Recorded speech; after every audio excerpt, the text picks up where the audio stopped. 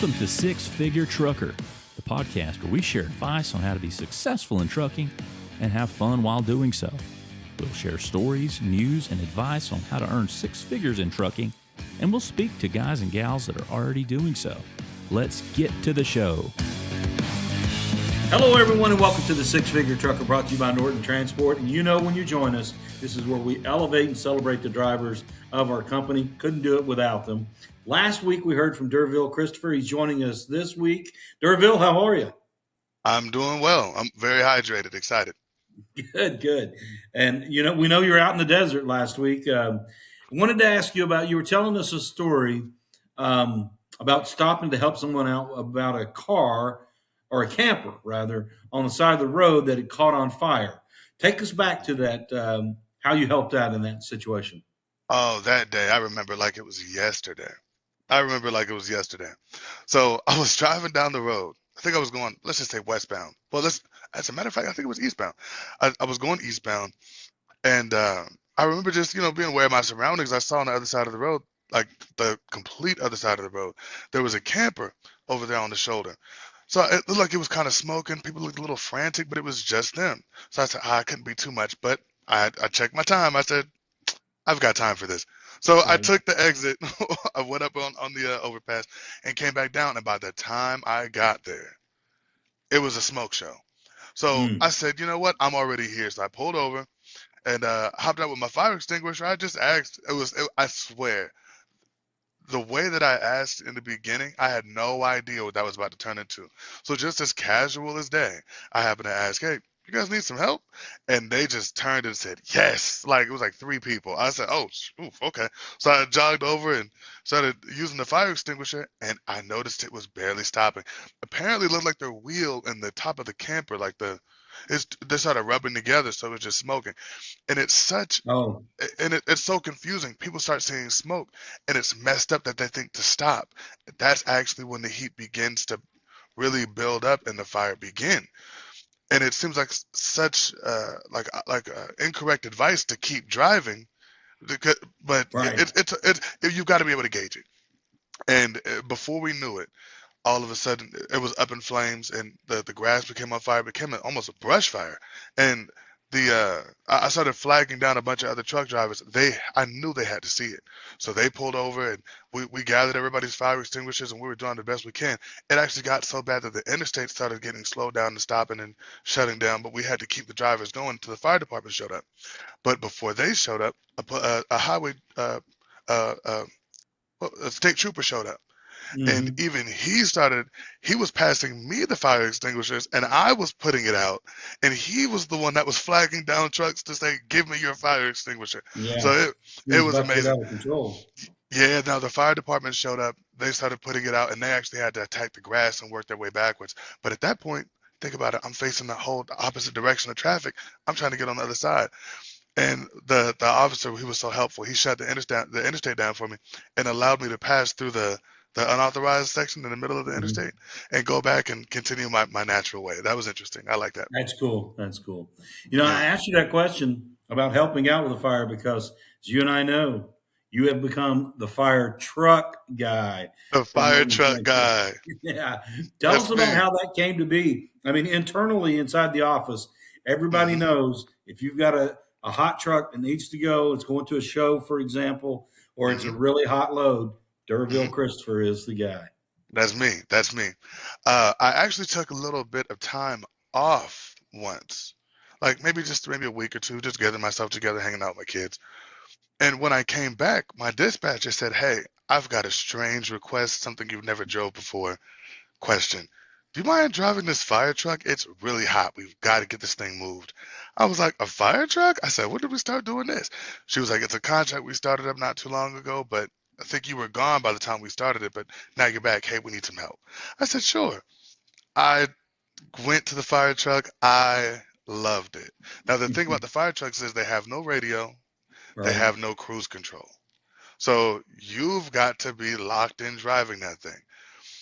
And I guess despite maybe other people's complaints, I loved it. I loved every bit of it. There's just the pride with the people who create the fire trucks when you go pick it up, whether it be uh, uh, uh, uh, you name it, whoever creates the fire trucks Hmm. that need them moved. I mean, there's a number of different companies, but that's kind of beside the point for now. But the amount of pride that they put into making it, it transfers to to uh, to the pride that I have in driving them. And Right. then when I take it to the receiver, they it's the same thing. They recognize it in me. I recognize it in them. Even they, to this point, start requesting me by name. It's lovely. I love it. You're in a fire truck now, right? I'm driving a fire truck now. Yes, What kind yes. of, is it a And we're actually ladder getting or ready the, for the fire truck show. No, it's not a ladder. It's one of the pumper fire trucks. The one that they use for basically just like assisting. It doesn't really hold that much water. Maybe about 5,000 pounds. Well, I got you. 5,000 I gallons of got you. water. It's not really too much. But yeah, we're all actually preparing now for the show that's happening uh, Mhm. in and later on in April at the FDIC in Indianapolis. So when I went down there to go pick this fire truck down in Louisiana, she was so excited to see me. She came out, shook my hand, told me she heard a lot about me. I said, "Oh, this is gonna be great," and she's trying to reserve me actually for the fire truck show that for bringing her trucks up there, and it's gonna be a movement all in itself. They plan on doing the convoy, drone shots. It's amazing. If you've got pride in what you're doing, this is the perfect company for you. It's perfect. We've all been very pleased internally with the job you've done on the fire trucks, and we've talked to the companies that you're pulling them from. They've been very pleased with your interaction there. Is it just a little extra jump in your step, pep in your step when you know you got a fire truck? Yes, 100%.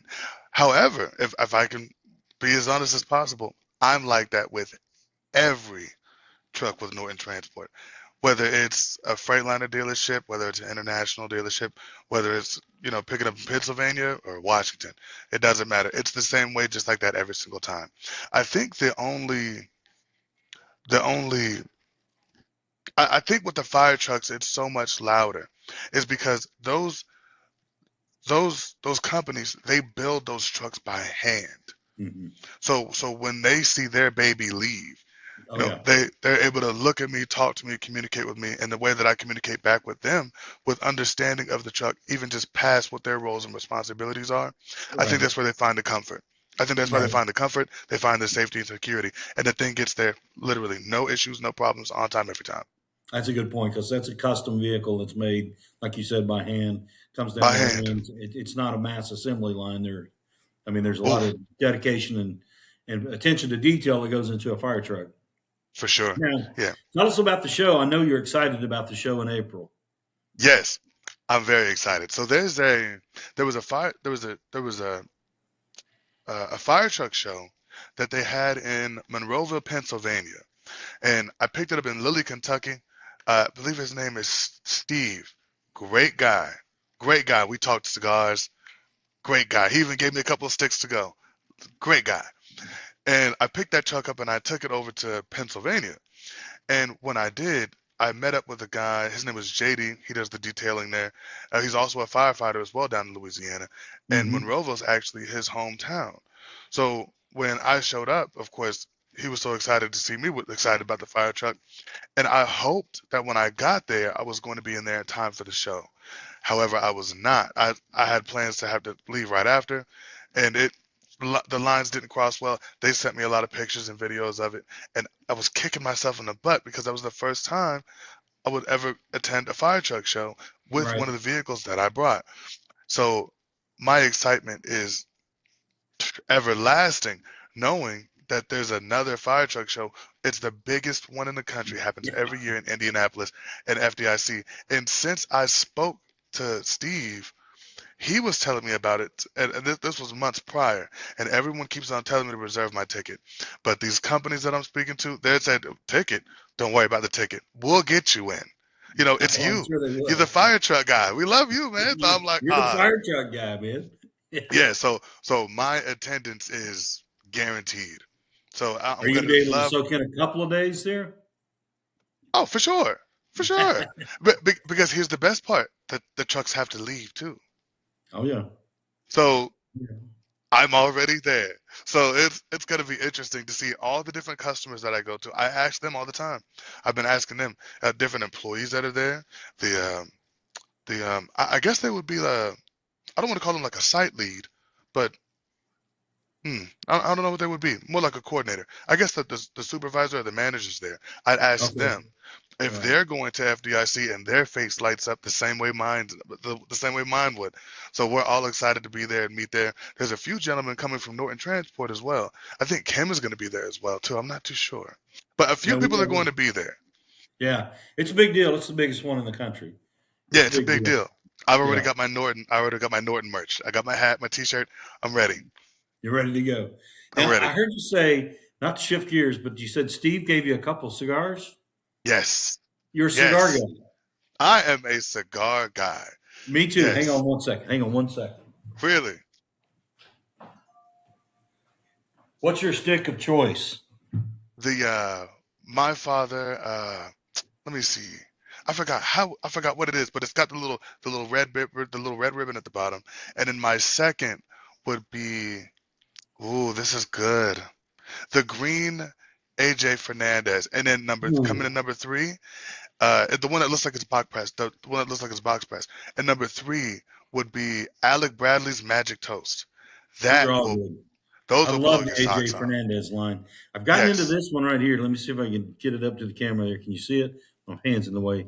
There's a little light on it. There we go. It's PDR. PDR. I just I've heard happen to of have it. it over on the table there. I've heard Man, of it's that a fine cigar. smoke. Yeah, yeah. I bought a box of them. They're really good. Really Really. good. I didn't mean to get off topic there, but anything's fair game in this. Anything's fair game.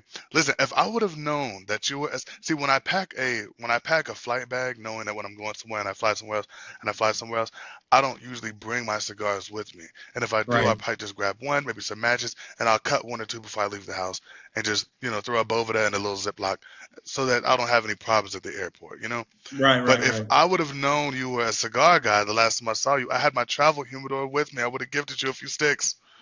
Hey, the next time you come into town, I'll hook you up with some. I keep some, and if I know you're coming, I'll bring you one.